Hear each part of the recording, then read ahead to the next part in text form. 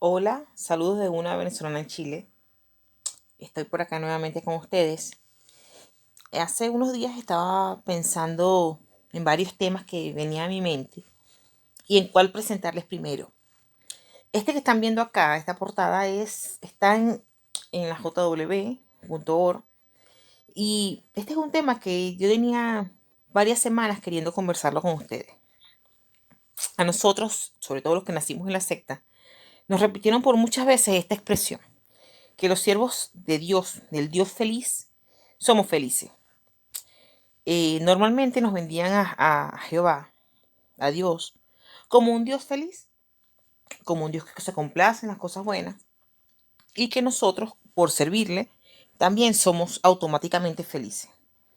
De hecho, esta imagen de personas sonriendo, alegres, de diferentes etnias, era bastante común verlas en publicaciones. Y vez tras vez nosotros nos repetíamos de alguna manera este disco, vez tras vez, de que en efecto éramos felices. No sé si de alguna forma para intentar convencernos de que así era. Sin embargo, a veces habían situaciones o discursos en los que era un poco contradictoria esta expresión. Por ejemplo, fíjense que una de las cosas comunes que nosotros lográbamos escuchar cuando estábamos en esa organización era que lo que nosotros hacemos es lo que ya de por sí debíamos haber hecho. O sea que básicamente, no importa qué tanto te esforzabas por predicar, por dar estudios, por preparar tus reuniones, o sea, podías realmente desgastarte en eso, pero daba lo mismo, porque eso era, o sea, no era nada digno de alabanza, porque eso era lo que debías haber hecho. Entonces, en realidad, cuando tú como persona te esfuerzas por hacer algo, inconscientemente tú esperas que eso sea reconocido. Y cuando por el contrario, lo que recibes es, bueno, es que lo que estás haciendo es lo que debías haber hecho. Inconscientemente en tu cerebro se genera cierta sensación de inconformidad y de tristeza. Y de tristeza porque a todos nos hace sentir bien que se nos reconozcan los esfuerzos y los logros. Lastimosamente, aunque tú como joven testigo de Jehová o como adulto testigo de Jehová te esforzaras por dar los mejores comentarios, que básicamente, acá aclaremos que era repetir lo que dijera la atalaya, pero aunque te dieras esa oportunidad, en realidad estabas siempre con ese gran monstruo atrás que te decía, lo que estás haciendo es lo que deberías haber hecho antes. No es nada del otro mundo. Así que sencillamente, o sea, no merece mayor mérito que eso. Siempre era como una lucha de intereses, porque cuando les convenía nos hacían ver como un pueblo feliz, pero la mayoría de las veces nos restregaban que éramos imperfectos, que había una bondad inmerecida y que nosotros sencillamente lo que hacíamos no era como para jactancia o, o sencillamente era lo que debíamos haber hecho, como lo digo acá. Incluso a los padres se les animaba desde muy pequeño, se les animaba, perdón, a que sus hijos desde muy pequeños los apoyaran y los esforzaran por bautizarse, porque eso es algo que debían hacer. Ahora bien, la gran pregunta es, ¿a qué edad se considera realmente aceptable un bautismo? Yo noto con asombro muchos videos actuales donde hay criaturitas de 9, de 8, de 10 años bautizándose. Muchos lo aplauden. Y si tú me escuchas, y si tú que me estás escuchando estás dentro de la organización de los Testigos de Jehová, puede que incluso te asombres y lo veas como un gran logro, qué niño tan espiritual. Ahora yo te pregunto, con el corazón en la mano, o sea, tratando de ser lo más imparcial posible, ¿tú dejarías que tu hijo o tu ser querido, tu sobrino, tu nieto, se casara con una persona a los 8 o 9 años? Evidentemente pondrías el grito al cielo. Primero porque ningún país permitiría, o al menos no la mayoría de los que habitamos, permitiría tal cosa. Sería algo absurdo pensar en que un niño de 9 años pueda casarse. Porque sabemos todo lo que conlleva, la responsabilidad que conlleva y que es y ya le estás atando a una decisión que lo va a marcar el resto de su vida. Y es que tú crees que pertenecer a una organización con semejante control mental como la de los testigos de Jehová no es marcar a una persona el resto de su vida. Yo no sé si están muy desesperados o qué, pero he visto con gran asombro cómo cada vez es mayor la frecuencia en la que niños de 9 años se bautizan. Antes, y de hecho ellos todavía se jactan de que no bautizan infantes como otras religiones, como Babilonia la Grande, lo que ellos llaman Babilonia la Grande, la Iglesia Católica. Es verdad, es un bebé, no sabe lo que hace. Pero un niño de 9 años sí sabe lo que hace. ¿Tú crees que un niño de 9, 10, 11 años tiene la capacidad de leer las letras chiquitas del contrato? Donde si tú eres en algún momento capaz de preguntarte por ti mismo o cerciorarte por ti mismo, vas a ser condenado al ostracismo social de por vida. Yo me bauticé a los 13 años y hoy por hoy siento que, aunque me creía muy madura a esa edad, realmente yo a los 13 años no tenía la menor idea de la vida que me estaba... No tenía la menor idea de nada. Y que por algo, en la Biblia, quienes crean en ella, registra que Jesucristo se bautizó ya de adulto. Si Jesucristo es el ejemplo a seguir, no debería ser el bautismo una herramienta que se utilice cuando la persona realmente tenga sus facultades maduras, porque tú a un niño de 11, de 9, 10 años no lo pones a conducir un auto porque es inmaduro, es un niño. Tú no permites que una persona de esa edad se case, no tiene ningún poder jurídico, o sea, no puede comprar inmuebles, no puede vender inmuebles, porque sabemos que evidentemente requiere que es una persona de esa edad requiere orientación y apoyo de un adulto. Y en materia religiosa, ¿qué podríamos decir? ¿Es que acaso es menos importante?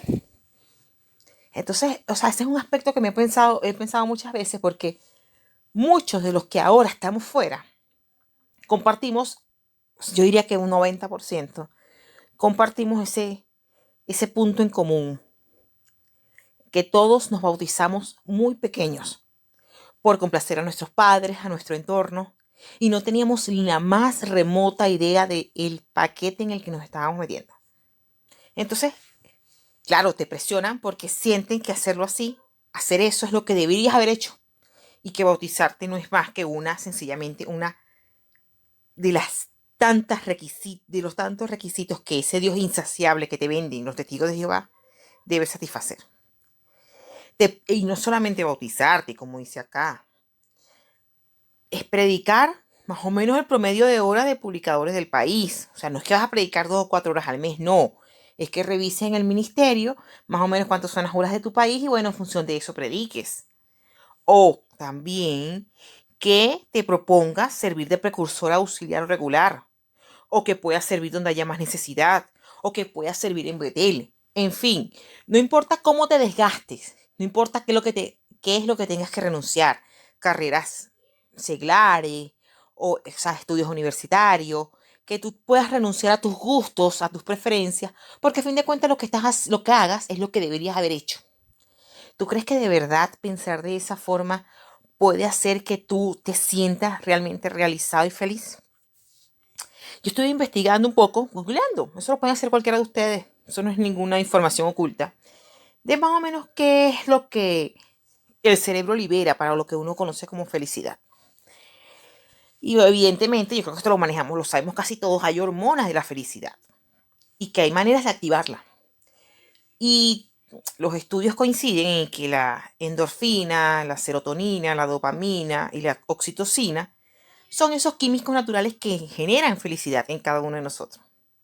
Incluso, como está este comentario acá de esta profesora de la Universidad de California que le hace a BBC Mundo, dice que cuando tu cerebro emite uno de estos químicos, hace que nos sintamos bien, que nos sintamos felices.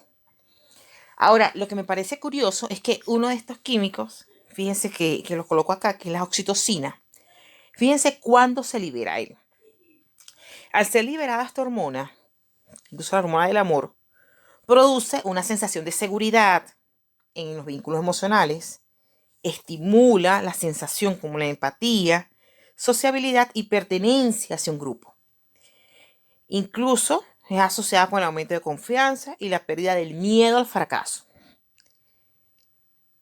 ¿Qué sensación puedes tener si tú no tienes la posibilidad, cuando eres testigo de Jehová, de pensar por ti mismo?